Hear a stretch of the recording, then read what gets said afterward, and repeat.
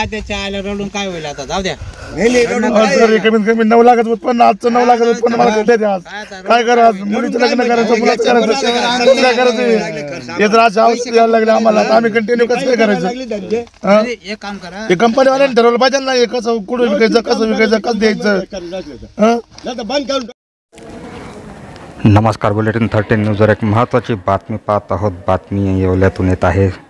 सदोष तणनाशक फवारणीमुळे येवल्यात कांदा उत्पादक शेतकऱ्यांचे नुकसान.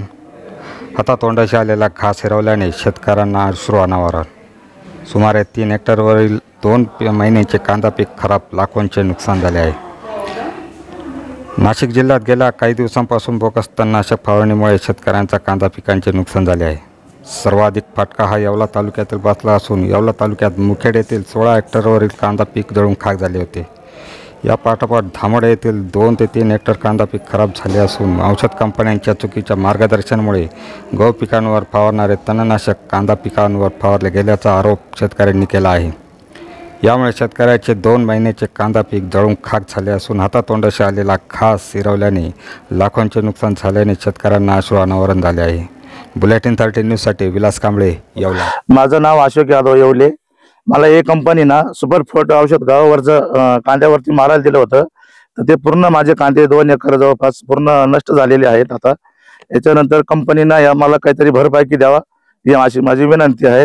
नाहीतर मी तहसील कार्यालयामध्ये जाऊन उपोषण करू शकतो. मारुती कचरू गायकवाड, माझं क्षेत्र दामोडेतच आहे. माझं मी हे औषध मारलं सुपर, ह्या औषधामुळे माझे बी पीक जळालेलं आहे. तर मला कंपनीनं भरपाई द्यावा, नाही तर मग मला त्यांनी औषध पण द्यावा, मी पिऊन घेईल. दुसरा पर्याय नाही राहिला. लग्नाचं कर्ज होतं माझ्यावर, मागच्या वर्षी दुष्काळ, ह्या वर्षी पाणी होतं, तर पाण्यामुळे माझा पुरा नफा हा लॉस झालोय मी पुरा. त्यांनी माझा काहीतरी विचार केला पाहिजे असं माझं मत आहे.